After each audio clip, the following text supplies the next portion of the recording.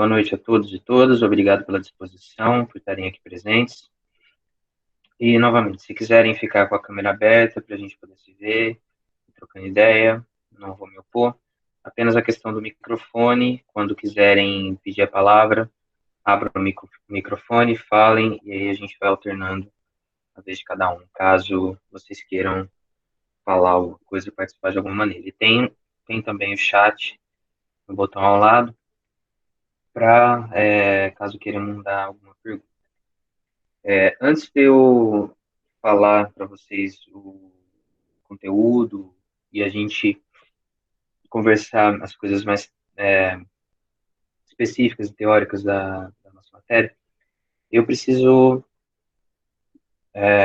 tirar algumas dúvidas de vocês com relação ao que eu pedi de relatórios das lives e também perguntar para vocês se vocês têm alguma dúvida do que foi falado na aula passada ou do trabalho que eu passei, da pesquisa dos movimentos sociais. Então, se vocês quiserem aproveitar esses minutos iniciais aqui para tirar qualquer dúvida, fiquem à vontade. E se vocês permanecerem em silêncio, eu vou entender que não tem nenhuma dúvida.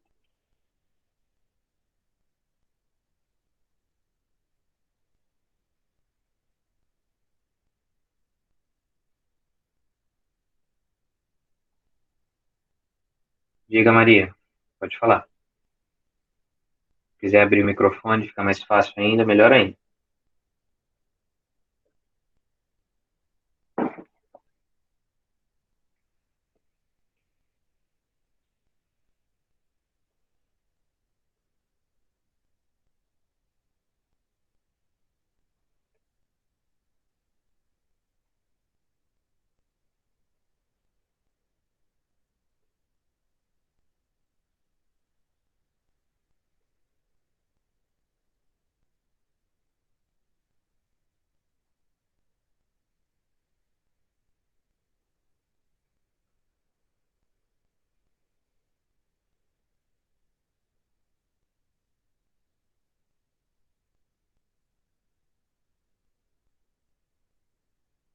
Maria, se você não se manifestar. Ah, tá, agora chegou. Coloquei um prazo certo, então, da primeira aula em diante, a gente precisa fazer um relatório? Sim, já vou explicar com mais cuidado sobre esses relatórios. Mas sim, desde a primeira aula, eu já disponibilizei, fazendo a reunião tanto aqui quanto colocando no YouTube, vocês já devem fazer esse relatório. Também, é importante separar a data de cada assunto. O que mais?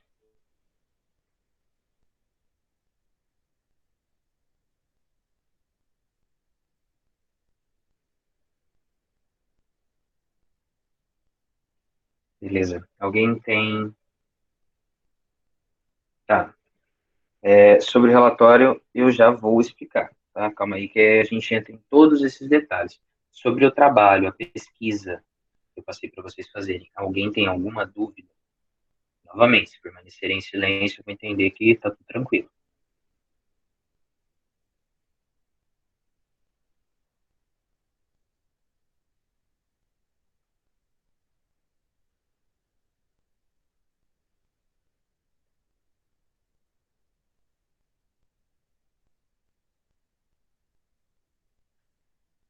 Bom, imagino que esteja tudo tranquilo. Qualquer coisa, mandem as dúvidas de vocês ou peçam a palavra. O microfone, pessoal, é muito mais rápido. Vocês não precisam ter vergonha de falar, não. Abre a boca e fala, tá? Me imaginem, por exemplo, se a gente está ali dentro da sala de aula e ao invés de levantar a mão, pedir a palavra e falar, você vai escrever um bilhetinho para mim encaminhar para eu ter que ler. É a mesma coisa o chat. O chat, às vezes, é para você escrever alguma coisa muito mais rápida, de repente compartilhar um link quando for algum tipo de interação que necessita disso. Agora, se é uma dúvida de vocês, é muito melhor abrir o microfone e falar o que tem para falar. Não precisa ter vergonha, tá? Vergonhoso é você morrer com uma dúvida e não conseguir realizar suas atividades.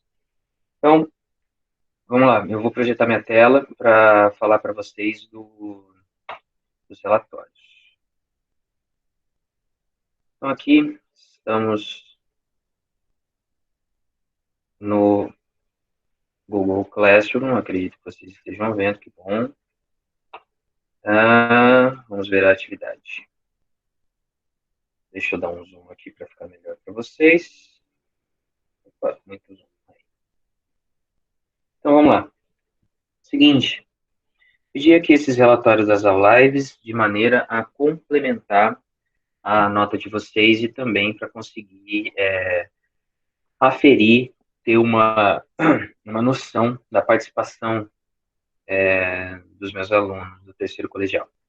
Seguinte, antes de mais nada, algumas justificativas do porquê que eu pedi isso e o que justifica esse pedido, essa demanda aqui de relatórios agora por mim. Primeiro de tudo, não tenho interesse em agir de forma punitiva com ninguém, tá? Muito menos em prejudicá-los, sobrecarregá-los, ou comprometer a rotina de estudo de vocês que já está comprometida. Essa é a realidade. A minha ideia é simplesmente conseguir ter um controle um pouco melhor do meu trabalho e também até a título de valorização do que vem sendo feito, tanto por mim quanto pelos que vêm fazendo. Então, vejam só o seguinte. Na noite de hoje, nós temos aqui 14 pessoas nessa reunião, aqui pelo Meet. 14 pessoas contando comigo, ou seja, 13 alunos e alunas.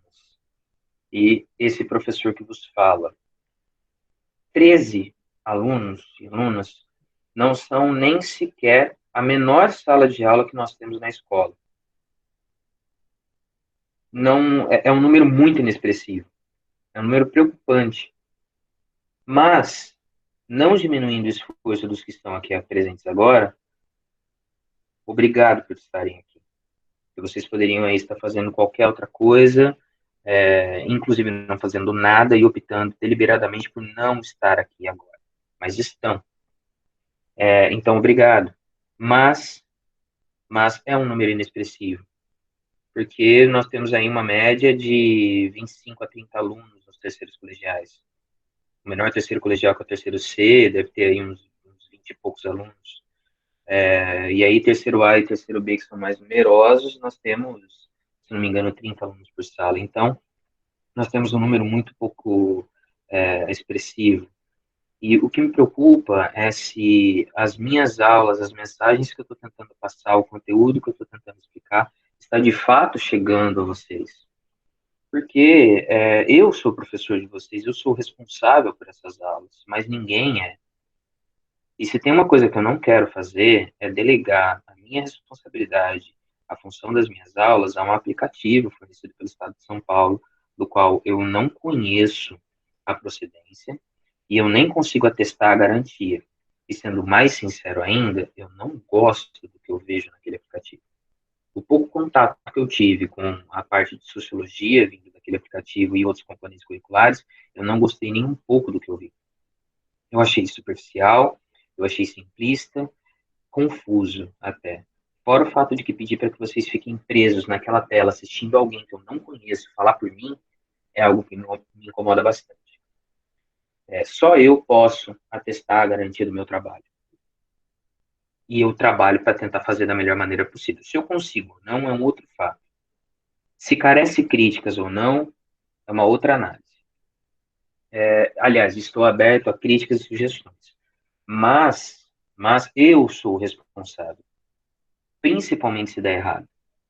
Então, para que eu e vocês não fiquemos dependentes daquele aplicativo e da boa vontade do governo do Estado de São Paulo, eu estou, de bom grado, disponibilizando esse momento, gravando essas aulas e expondo a minha imagem na internet através de um canal no YouTube, para que essas aulas de agora, essas lives que acontecem toda quarta-feira às 19 horas, possam chegar ao maior número de alunos meus possível. Mas, uma coisa que tem que ficar bem claro, tá? Eu não estou nem um pouco interessado em monetizar nenhum centavo pelo YouTube. Nenhum centavo. Ali, na hora que se cria o canal do YouTube, se configura para colocar vídeos, etc., tem opção de você colocar para monetizar ou não, com propagandas, com veiculação de produtos e etc. Eu não estou sendo patrocinado por ninguém, eu não quero isso, eu não quero receber um centavo por esses vídeos do YouTube, porque meu único interesse é que eles cheguem até os meus alunos. Apenas isso, só. Então, eu estou usando aquilo ali como uma ferramenta para melhorar o meu trabalho nesse momento de necessidade. Uma questão contextual, pura e simples, tá? Agora, hoje nós temos agora 15 pessoas presentes. Descontando eu, que sou professor, 14 alunos e alunas. E eu fui verificar a taxa de visualização dos vídeos que eu disponibilizei até agora no YouTube. E o dado ficou mais preocupante ainda. Mais preocupante, mais desanimador.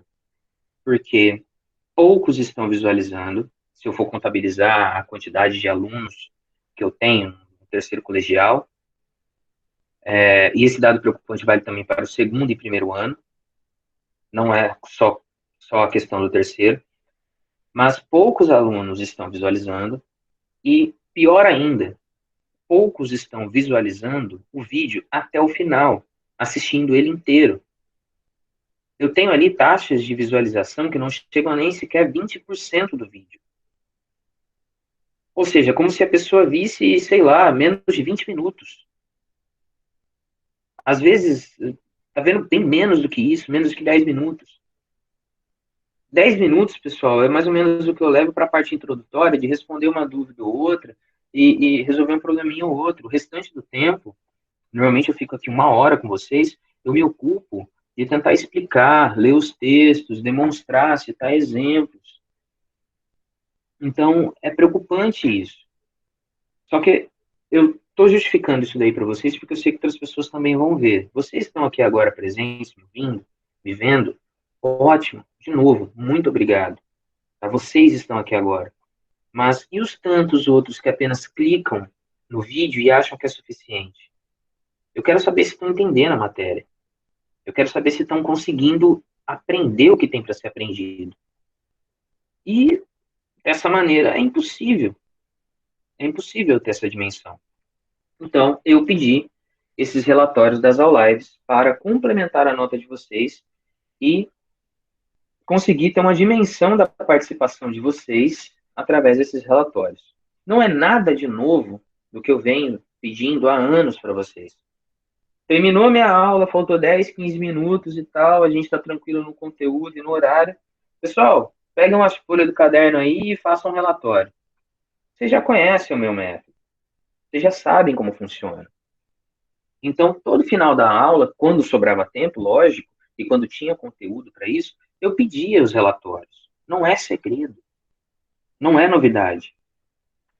O segredo e a novidade agora é a gente se adaptar nessa nova rotina.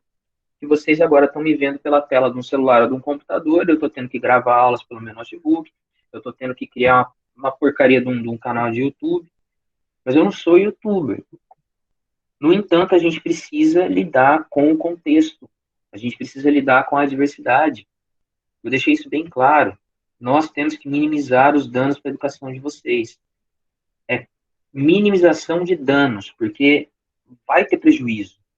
É óbvio, já está tendo, muitos de vocês estão sentindo no emocional, no psicológico, na dificuldade para dormir e várias outras coisas. Ou então simplesmente percebendo que vocês não estão aprendendo porra nenhuma em algumas coisas. Então, para que algumas coisas sejam solucionadas, como por exemplo, pelo menos aprender alguma coisa, eu estou gravando isso, a gente está tendo essa interação. O relatório é para eu ter uma noção de quem está fazendo, quem não está, quem está participando, quem não está. Inclusive, para não ser injusto na hora de dar uma nota ali de participação para um e para outro. Então, é uma forma de controle meu. Não é uma forma punitiva, não é para ferrar ninguém. Vamos deixar isso bem claro. E além do que, não tem segredo nenhum para quem já tem aula comigo há anos. O que eu quero de vocês? Eu quero um relatório, aqui, ó, como está no segundo parágrafo. O relatório consiste em você abordar os principais aspectos e assuntos do conteúdo de sociologia debatidos no vídeo.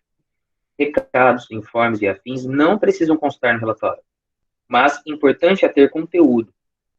É ter o conteúdo, principais tópicos e o que você entendeu da aula. Separem os relatórios por data das aulas. Coloquem nome, número e série de todos que constarem no relatório. Por quê? Dessa vez eu estou abrindo um precedente para que vocês façam esses relatórios até em duplas ou trios. Quer fazer individual? Ótimo. Quer fazer em dupla e trio? Quer colocar ali o nome de algum colega para ajudar ele? Beleza. Só que eu vou estar contando com a ideia de que as pessoas que estão nesse relatório, estão participando desse relatório, estão de fato vendo os vídeos, estão no mínimo participando, vendo pelo YouTube, se não participando ao vivo. Agora, se não estão, e estão apenas ali, né, sendo carregados como peso morto pelos outros, ok. Uma hora ou outra, na hora de entregar uma atividade, um trabalho, fazer uma avaliação, e ao final desse mês de julho agora nós teremos uma outra avaliação para fazer, evidente que teremos, as coisas vão se mostrar. As coisas vão se mostrar. Então, eu não estou preocupado com isso. Eu estou mais preocupado em querer potencializar a participação de vocês nisso. Então, sim, vale nota esses relatórios. Quanto que vale, professor? Não sei. Garanto para vocês que não vai ser 50%, 70% da nota de vocês. Vai ser, como eu deixei claro, uma atividade complementar, mas ela vai influenciar na participação, com certeza. Com certeza. Tanto é que eu estipulei até prazo máximo de entrega, dia 21/7.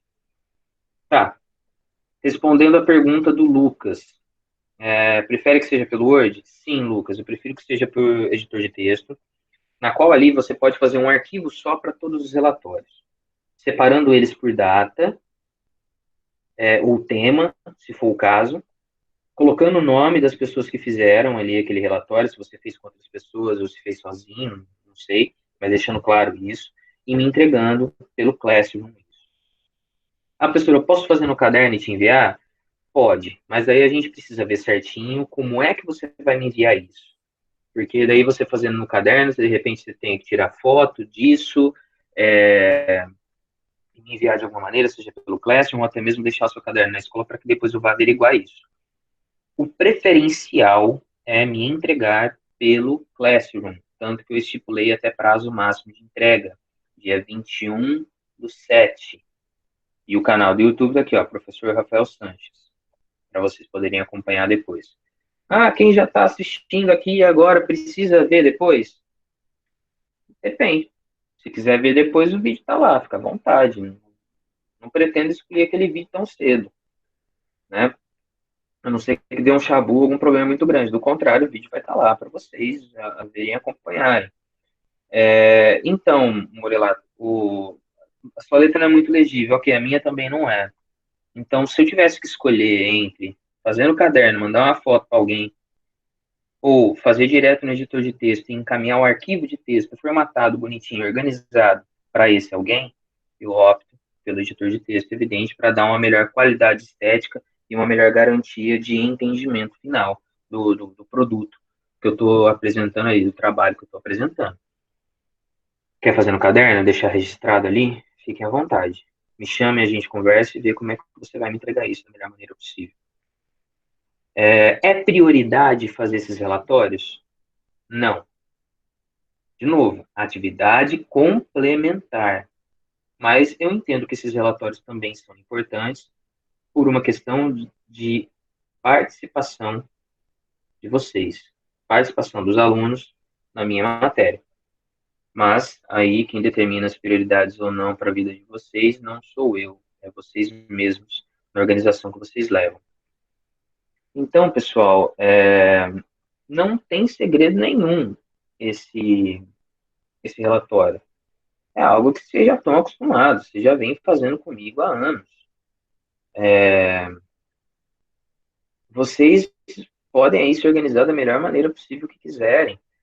Querem fazer em dupla, querem fazer em trio, normalmente eu sempre pedi individual, dessa vez eu estou abrindo aí uma exceção. Então, se organizem, se organizem. E o que o Breno falou mais cedo não, acho que até ontem, no grupo, ele tem razão, como eu deixei claro, é pertinente o que ele me falou, sim. Vocês têm outras disciplinas, outros acúmulos de coisa, alguns de vocês trabalham, tem aí o cansaço acumulado, mas uma coisa que é importante a gente entender é que a educação de nenhum de vocês parou, nem o meu trabalho parou. Não veio nenhuma medida governamental falando, olha, cancela o ano letivo de 2020 e ano que vem a gente retoma, continua do jeito que dá. Nenhum governante fez isso e não vai fazer.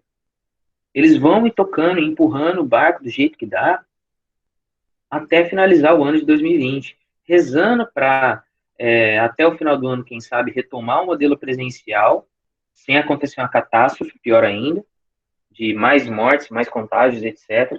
Quem sabe até o final desse ano ter uma vacina segura e eficaz, o que eu, desculpem os mais, né, mente positiva, eu duvido por uma questão racional, e fazer um esforço para que esse ano letivo não seja completamente perdido. É isso que estão fazendo a nível de governo. Então, a educação de ninguém parou. A educação de vocês não parou. O meu trabalho não parou. Por isso, a gente tem que literalmente se adaptar e se organizar da melhor maneira possível para fazer as coisas da melhor maneira possível, minimizando danos. Esse é o meu maior objetivo, minimizar os danos para vocês. Então, de novo, deixando bem claro, os vídeos que eu estou fazendo, gravando e disponibilizando no YouTube, é para que chegue a maior número de alunos possível, para que evite maiores prejuízos. De antemão, eu peço desculpas pelos vídeos talvez não serem tão interessantes, tão bem elaborados, às vezes terem aí um formato muito amadoresco, sem tantos elementos atrativos, talvez desinteressantes. Mas eu não sou youtuber, eu não pretendo me tornar um youtuber, eu não quero ser um youtuber. No entanto, o YouTube me oferece uma ferramenta gratuita e uma maneira de impulsionar o meu trabalho. Então, eu vou fazer isso. Eu já tenho um salário, independente se ele é bom ou ruim, eu já tenho um salário, eu já tenho uma profissão, e eu não pretendo monetizar nenhum centavo com o YouTube. Não com essas aulas. Não com essas aulas. E não passa pela minha cabeça monetizar um centavo sequer com nenhum tipo de outra atividade pelo YouTube. É literalmente o que eu estou fazendo é para os meus alunos. É na função de professor de vocês. E já que eu não estou numa sala de aula com giz na mão, com livros, conversando, vendo vocês, trocando ideia direto, ali frente a frente, então pelo menos que eu tenha esses vídeos, esse mecanismo para interagir com vocês de alguma maneira, direta ou indiretamente.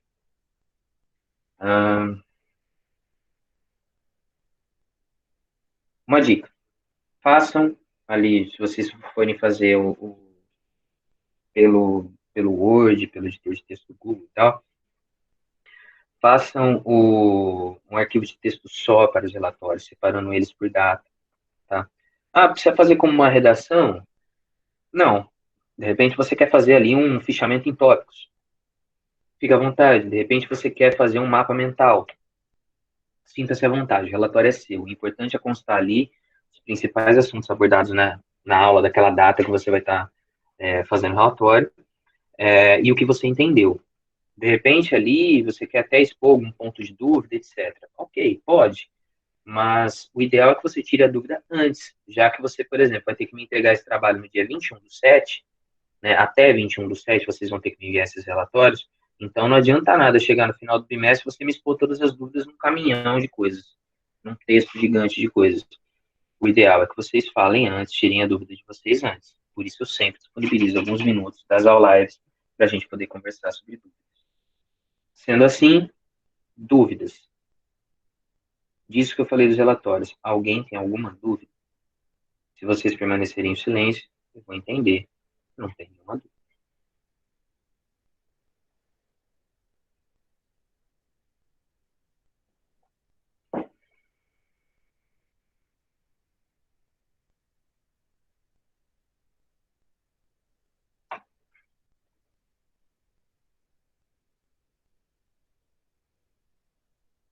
Débora, se você se contenta com 5, então é isso.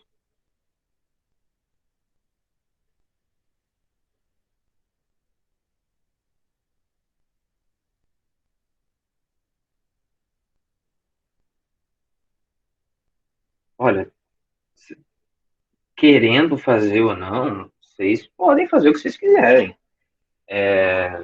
O que vocês têm que entender é quais são as prioridades para a educação, para o ensino e aprendizagem de vocês, ou não. Se vocês se garantem com um trabalho, fazendo um trabalho e não fazendo o outro, para chegar na média que lhes é interessante, fiquem à vontade. Eu não vou dizer para vocês, ó, façam isso, não façam aquilo. O que eu estou passando, eu espero que seja feito. Agora, se vocês querem fazer ou não querem fazer, aí já é uma opção individual e eu não tenho como interferir. Algo mais?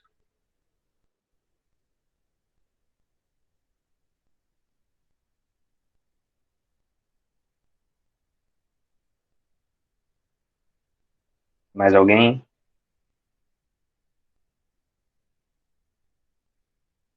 Diga, Júlio. Se quiser abrir o microfone é melhor ainda, porque é mais rápido.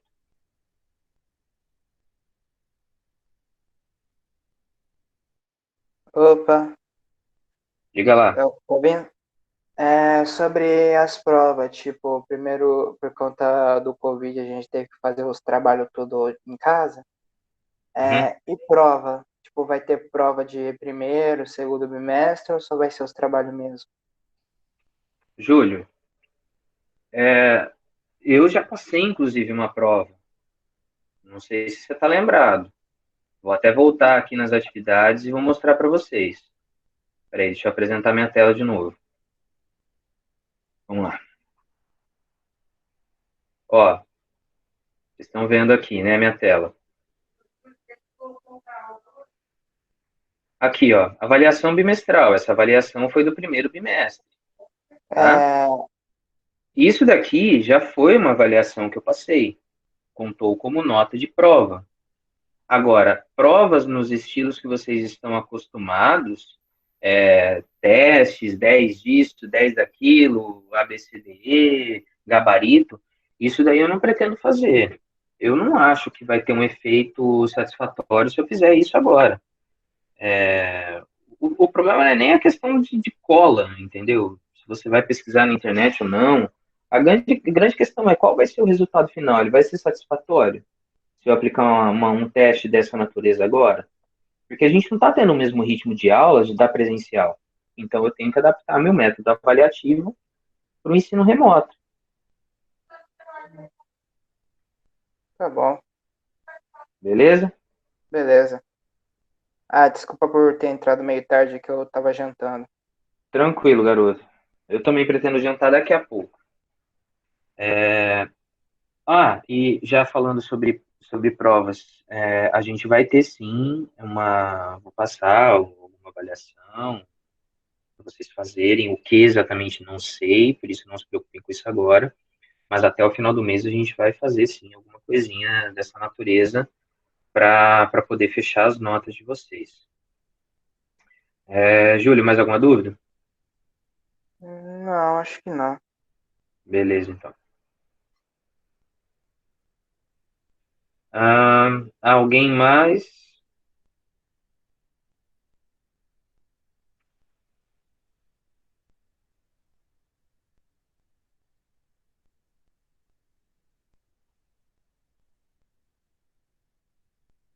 Bom, eu acredito que mais nenhuma dúvida. Vamos à nossa aula. Vamos conversar sobre a nossa aula. Vou projetar a tela de novo e colocar para vocês o material na qual a gente vai fazer o acompanhamento de hoje. Uhum. Esperar apresentar aqui. Pronto. Tela apresentando. Vou dar um zoom aqui para ficar melhor a visualização. Bom, a gente já conversou na aula passada nas aulas passadas, né, 2 aulas atrás que a gente já vem conversando, sobre a diferença entre movimentos sociais e manifestações sociais, né, na qual a gente viu ali que o movimento social ele tende a ser muito mais organizado do que simplesmente uma manifestação e etc. A gente viu também uma linha histórica de como que os movimentos sociais eles vão ganhando um, um uma carapaça mais grossa, assim, e um enredo mais elaborado ao passar das eras, né?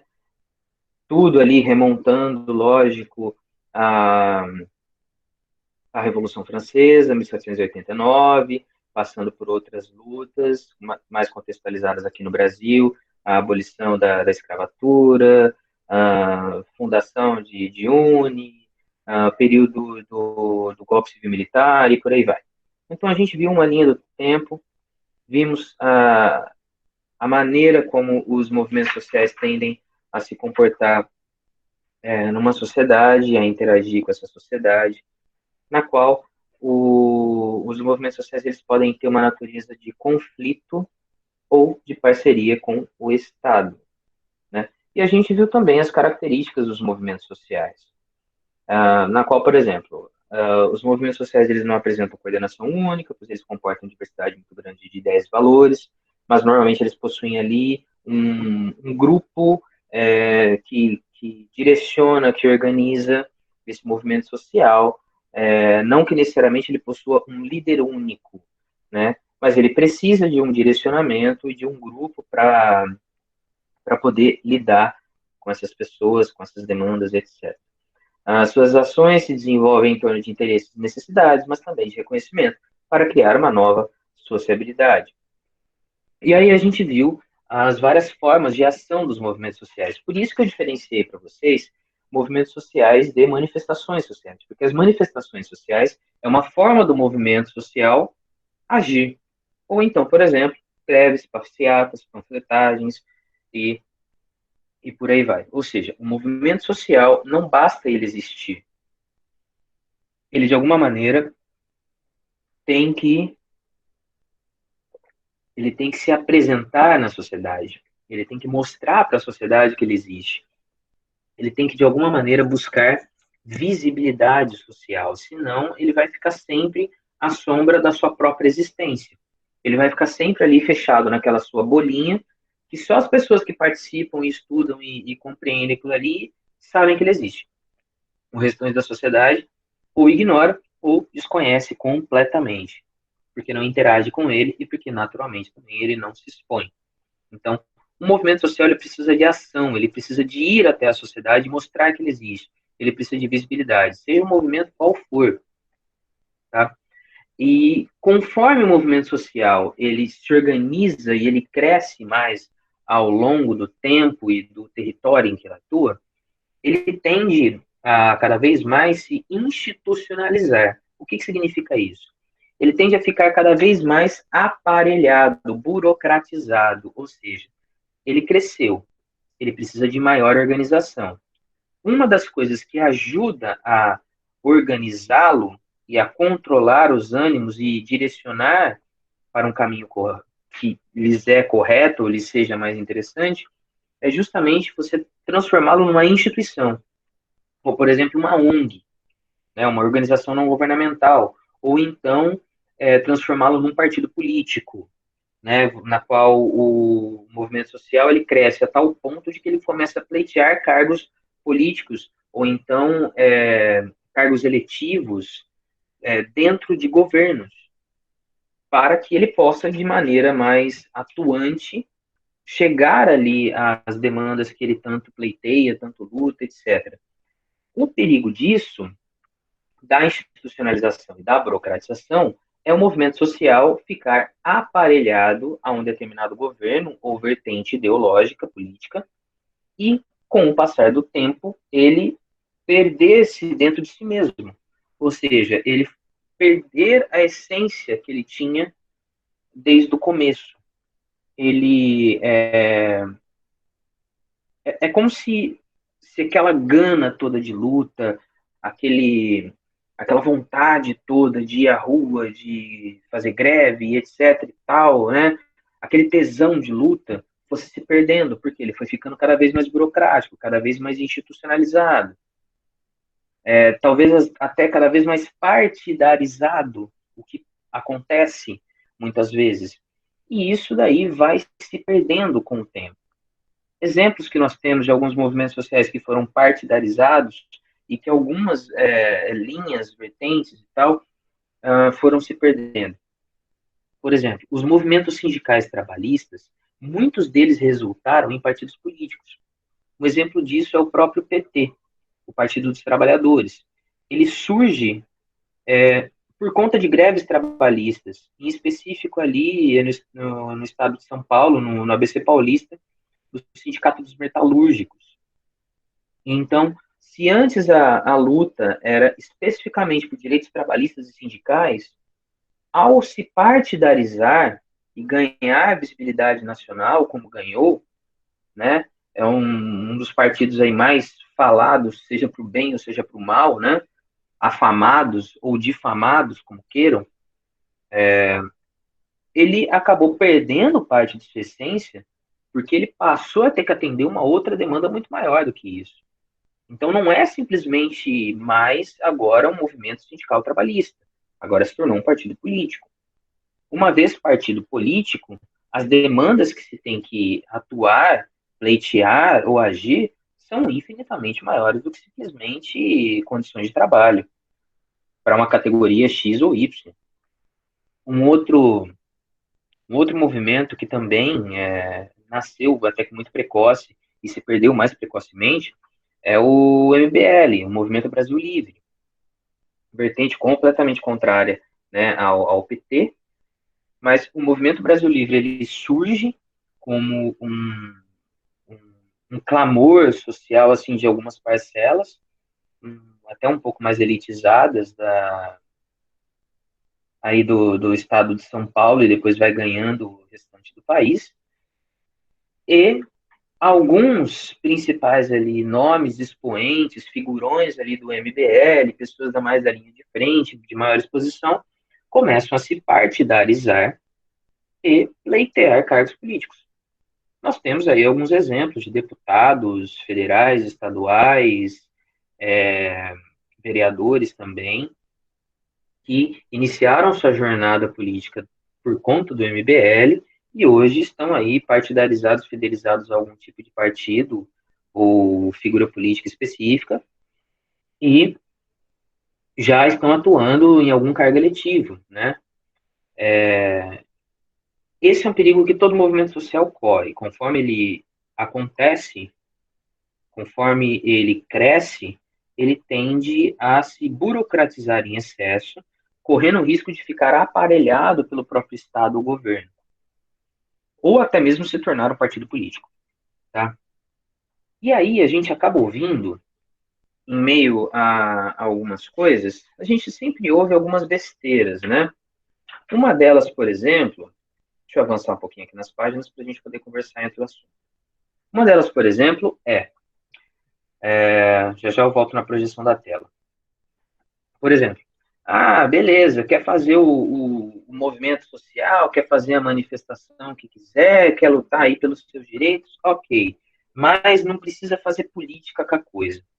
Bom, pessoal, quando eu ouço esse tipo de coisa, eu fico pensando que a pessoa que pronuncia esse tipo de coisa, ela deve acreditar em Papai Noel também. Porque não existe nenhuma luta minimamente legítima por direitos dentro de uma sociedade, não existe exercício de cidadania dentro de uma sociedade que não seja um ato político em si. Não existe, é impossível dissociar a busca pela cidadania, por melhores condições de vida ou por atender uma demanda social de um grupo específico que seja, sem, sem que aquilo seja um ato político. Em essência, é um ato político. O que as pessoas confundem ao proferir uma besteira dessa é o ato político, o exercício político com a questão partidária. Isso é uma confusão absurda, tremenda. Muitos fazem essa confusão. Muitos fazem essa confusão. E isso é um erro grotesco. Por quê? Porque o partido político, ele é uma forma de atuação política dentro de um mecanismo democrático de eleição e de representação de demandas sociais. O partido político necessariamente não é um movimento social. E o movimento social necessariamente também não é um partido político. Ou não necessariamente está ligado a algum partido político. Às vezes não está ligado a nenhum. Ou, às vezes, tem ali uma linha de pensamento que o aproxima do partido X, ou do partido Y, ou do partido Z, mas não quer dizer que uma pessoa que pertença ao movimento, a um movimento específico, também esteja afiliado a um partido específico. Não tem nada a ver isso. Não tem nada a ver. Um exemplo pessoal. Eu já fui em diversas manifestações por diversos motivos diferentes. Lógico, todas as manifestações que eu fui estavam ali alinhadas dentro de um plano ideológico que eu julgo como sendo correto, que eu procuro praticar e seguir ao longo da minha vida. Né? Agora, eu nunca fui filiado a partido nenhum. Nunca fui. Nunca nem sequer tive pretensão. Já recebi vários convites de legendas variadas. Mas não tenho pretensão disso. Não tenho, e por enquanto não me é interessante. Não vejo em que pode me acreditar, me acrescentar nisso. Então, não é porque eu vou em movimentos sociais, porque eu participo de movimentos sociais, que eu vou em manifestações, que eu já fiz panfletagem, que eu pertenço a algum partido.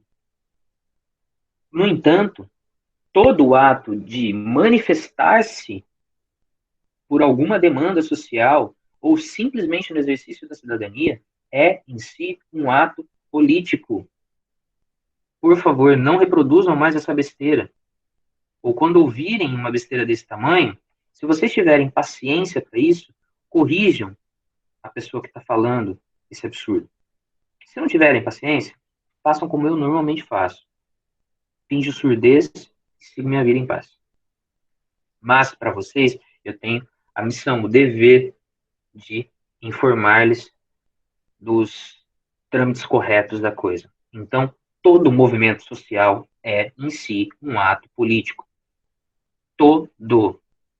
Qualquer que seja, de esquerda, de direita, contra o pró-partido, contra o pró-governo, não interessa. Conservador, progressista ou revolucionário, não interessa. É, em si, um ato político.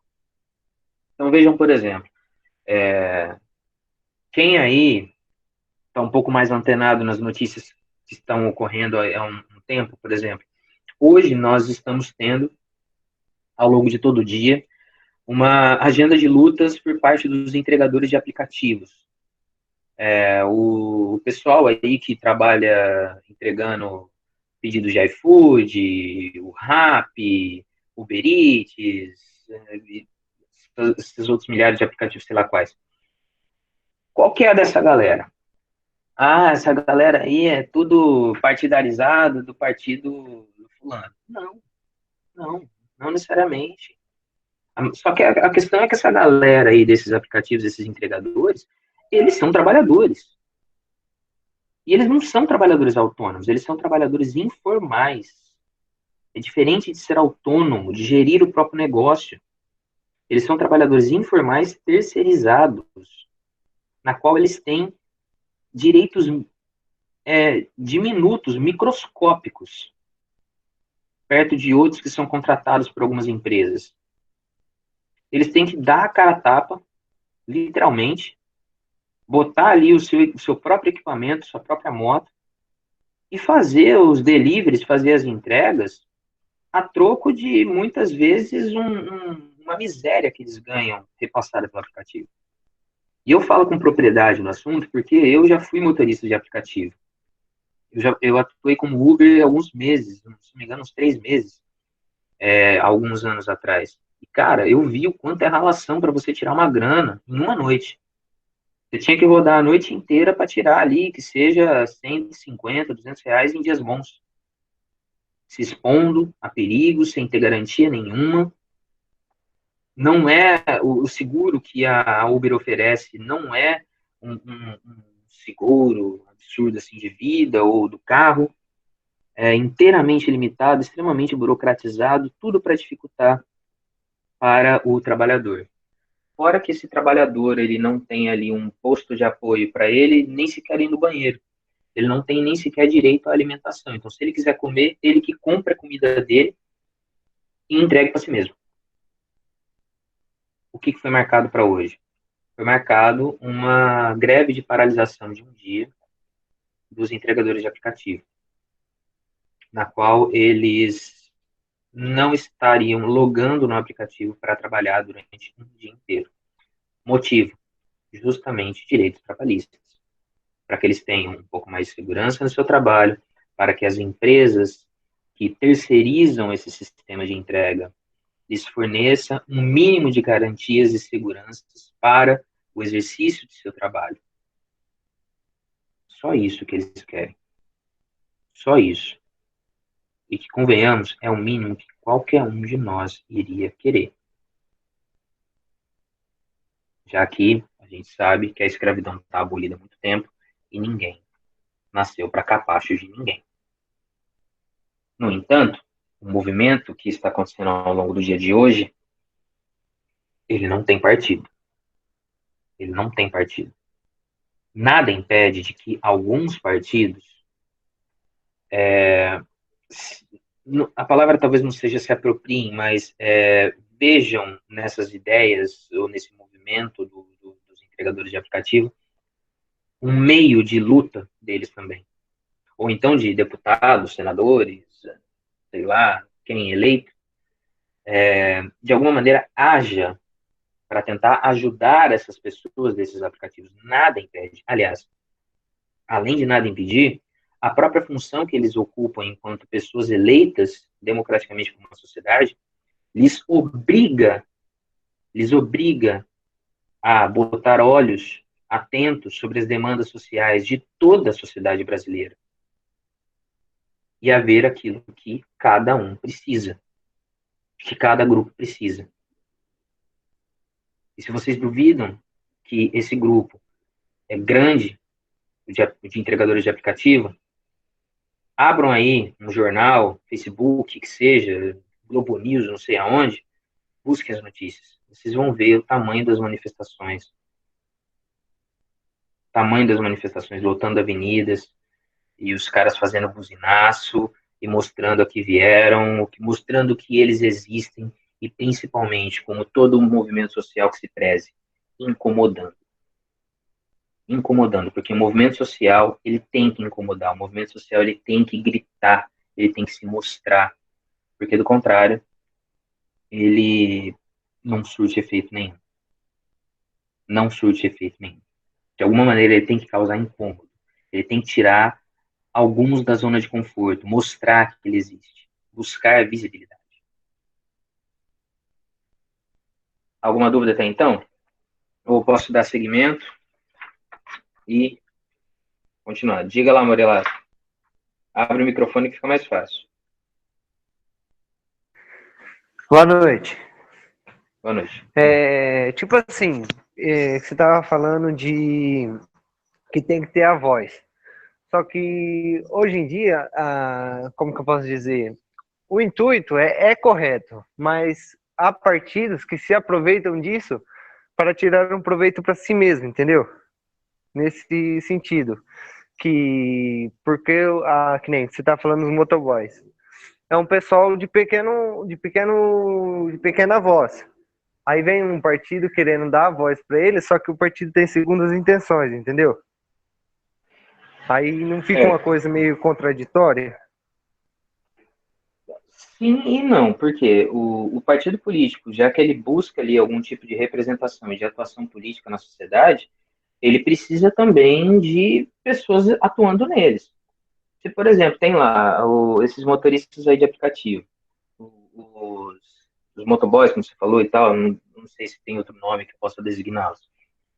Se tem ali uma pessoa, um cara de linha de frente deles que está representando e liderando os caras, e o cara é bom no microfone, tem umas ideias para frente, boas e tal, o cara tem carisma para fazer ali a liderança, o meio de campo e tudo mais.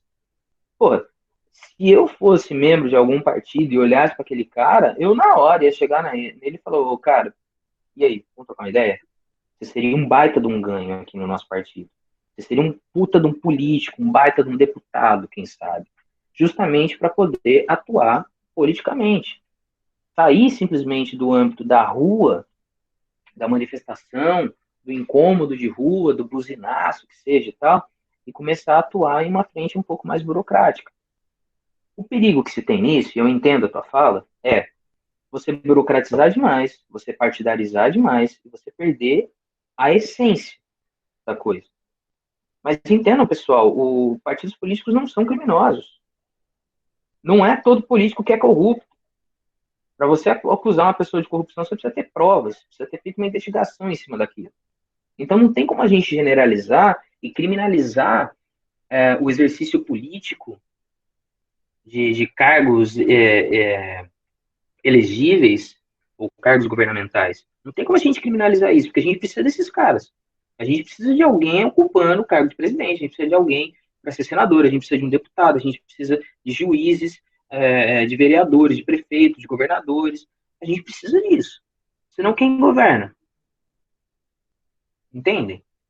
Então, é perfeitamente natural que partidos vão crescer o olho para cima disso. Perfeitamente natural. E não tem nada de errado. E não tem nada de errado. Aí vai da pessoa que se identificou ou não com a ideologia, com o papo daquele partido, aderir ou não aderir. A princípio, não tem nada de errado. O perigo, e eu acho que é isso que você quis dizer, Morelato, é de perder a essência da coisa partidarizar, burocratizar e a essência for perdida. Isso é um risco. Isso é um risco, realmente. Algo mais?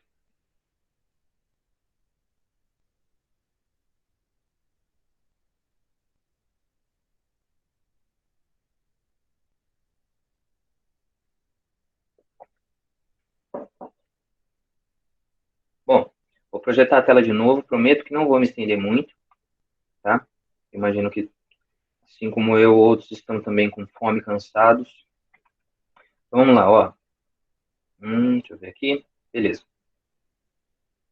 É, aí.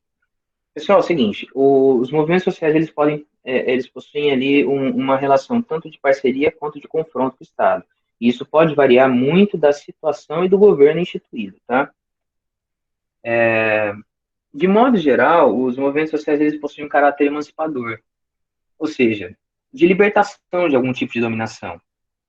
Mas, muitas vezes, eles podem representar simplesmente um grupo de pessoas que quer manifestar o apoio a um determinado governo ou linha ideológica e política, e eles querem que aquilo seja assegurado até o final. Então, não necessariamente é confronto, muitas vezes é parceria com o Estado. Aqui no segundo parágrafo, acompanhe comigo. A situação social e política de uma sociedade pode ser um indicador de que qualifica os movimentos, ao mesmo tempo que oferece as bases para identificar as causas de seu surgimento.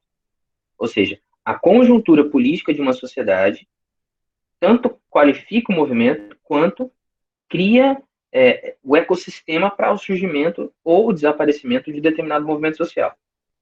O estudo das bases sociais, da revolta e da obediência revela que situações de repressão política podem ter efeito imediato, mas são de difícil manutenção a longo prazo, o que gera ainda mais revolta. O que está querendo dizer aqui?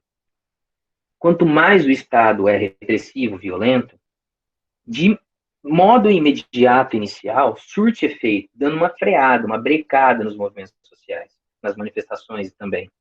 Mas a longo prazo, isso é pior, porque tende a gerar uma revolta e um movimento de revolta, um movimento de quase que revanchismo, vingança, por parte desses que estão sendo reprimidos.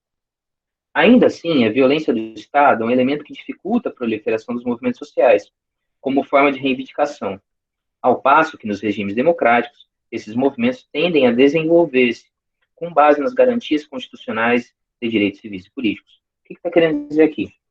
Quanto mais violento e repressivo é um Estado, mais difícil é para um movimento social surgir e se organizar.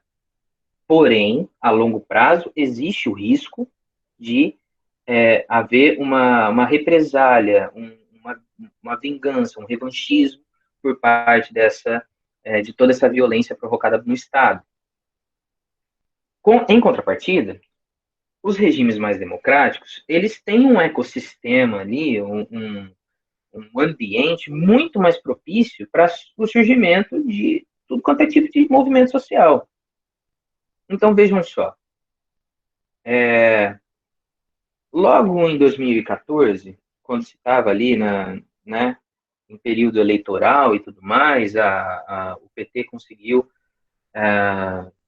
de novo, se manter no poder, reelegendo a presidente Dilma Rousseff, por conta da manutenção do PT no poder desde 2002, se mantendo, se reelegendo, etc., foram surgindo várias células de movimentos sociais indignados com a presença do PT no poder, criminalizando o Partido dos Trabalhadores e com diversas denúncias de corrupção e escândalos políticos que foram surgindo ao longo dos governos. E a bomba relógio explodiu, né, a gota d'água foi justamente com a reeleição de Dilma Rousseff, que o governo dela já não vinha em ascensão, pelo contrário, estava ali balançando, quase caindo, já não era mais aquela mil maravilha como estava em regimes anteriores, ou no comecinho do mandato dela e nos próprios mandatos do Lula. Então, as bases políticas já estavam estremecidas. Ela se reelege, mas se reelege de uma maneira muito conturbada. E surgem muitos movimentos sociais. Só que esses movimentos sociais contrários à manutenção do PT no poder, etc., como, por exemplo, o próprio MBL, ele só surge pedindo impeachment, afastamento de PT e fim de PT e prisão de fulano, de cicrano, de beltrano. Por quê? Porque nós estávamos dentro de um regime democrático altamente aberto. Existia liberdade política de manifestação. Pelo menos para essas manifestações de ordem político-partidária, pedindo o impeachment disso, o impeachment daquilo, intervenção daquilo outro. Para o que é interessante dentro da manutenção política dos cargos eletivos, continua existindo até hoje, um regime democrático mais libertário. Para o que não é interessante dentro da manutenção política dos partidos, de pessoas que tendem a lucrar alguma coisa com as movimentações governamentais, o regime democrático tende a ser um pouco mais fechado, até mesmo repressor e violento. Então, aqui no último parágrafo, quando o Estado é mais aberto às demandas da sociedade civil, amplia-se as possibilidades de que a relação entre esses atores políticos não seja apenas de confronto. Quais atores políticos? Os movimentos sociais de um lado e o Estado ou o governo instituído de outro. Muitas vezes, os movimentos buscam justamente que suas demandas sejam consideradas pelo Estado e transformadas em leis ou em políticas públicas. Ou seja, se o movimento social lá dos entregadores de aplicativo está lá gritando por melhores condições de trabalho, os caras querem receber um determinado direito, querem ter uma determinada garantia, uma maior segurança, um maior apoio. O que eles querem? Eles querem, de alguma maneira, que o Estado regulamente tudo aquilo ali em leis, positive tudo aquilo ali em leis, para que seja efetivado, de fato, na sociedade que eles vivem. Porque não adianta nada eles terem depois a palavra lá do dono do iFood, vai virar e falar, não, beleza, vocês querem aí um aumento de não sei o quê? Ok, vou dar sim. Pode confiar, espera sentadinho. Provavelmente nunca vai vir. Agora, se é uma medida governamental com vigência de lei, positivada em lei, mediante a Constituição Federal e todos os processos políticos na qual um projeto precisa para se tornar uma lei, então aquilo vai ser garantido. Porque se não for garantido, o responsável vai ter uma série de prejuízos que ele vai ter que arcar. Podendo pagar multas, ter aí a sua empresa fechada, quem sabe, etc. Continuando. Da mesma maneira, o Estado pode procurar os movimentos sociais a fim de atender melhor as necessidades da população, ou simplesmente legitimar sua autoridade diante da sociedade. Quando se tem uma maior liberdade democrática, há também uma maior via de diálogo entre sociedade civil, movimento social e governo. Mas para isso você precisa ali de um entendimento, né, de um status quo democrático muito mais libertário do que nós vemos atualmente aqui no Brasil. Então, por exemplo, é evidente, é claro que o governo Bolsonaro só tem olhos e ouvidos para aquilo que lhes interessa. Outras demandas sociais, eles estão aí se fingindo de surdos, cegos e mudos. Eles estão aí fazendo a egípcia e deixando passar a situação. Por quê? Porque não lhes é do interesse. A abertura democrática do atual governo federal e também do governo estadual do senhor João Dória é uma abertura democrática ali unilateral, que só vê o lado que lhes é interessante. Outras demandas sociais, outros lados, eles fingem que nem sequer existem. Isso é natural de governos que não se tem um viés democrático mais aberto e mais progressista. São naturalmente mais conservadores, mais reacionários em alguns aspectos. Bom, já são 8h06. O que eu vou deixar combinado com vocês? Nós tivemos até agora, sem contar hoje, 2 outras lives, tá? 2 semanas atrás, a de hoje é a terceira. Semana que vem, nós teremos a nossa última live para eu terminar a parte teórica que eu preciso explicar para vocês. Não falta nem tanta coisa assim, mas se eu começar a falar aqui e correr o risco de me empolgar, não termino, eu corro de terminar lá pelas 9 horas da noite. E eu não quero segurar mais vocês, porque vocês já estão cansados, eu também. E a gente também tem outros afazeres aí, não existe só a minha aula, só a disciplina de sociologia. Então, para encerrar, os movimentos sociais eles podem ser tanto de confronto quanto de parceria com o Estado.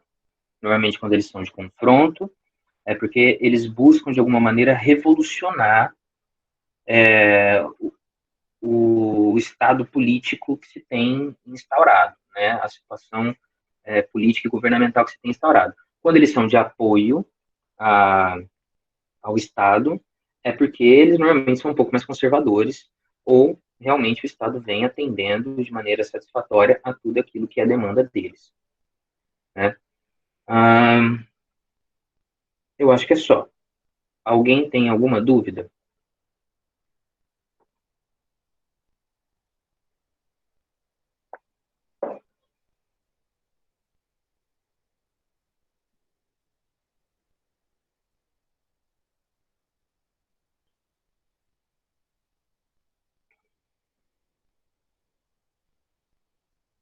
Eu acho que você entrou um pouquinho atrasado, mas eu respondo de novo. Seguinte, vocês podem fazer um único arquivo de texto, tá? Separado por data, lógico, tal, data tal, aula 1, aula 2, tal, e façam ali os relatórios de vocês. Não precisa ser um para cada um. Fica mais fácil tanto para mim quanto para vocês a correção e a apreciação disso. O que mais?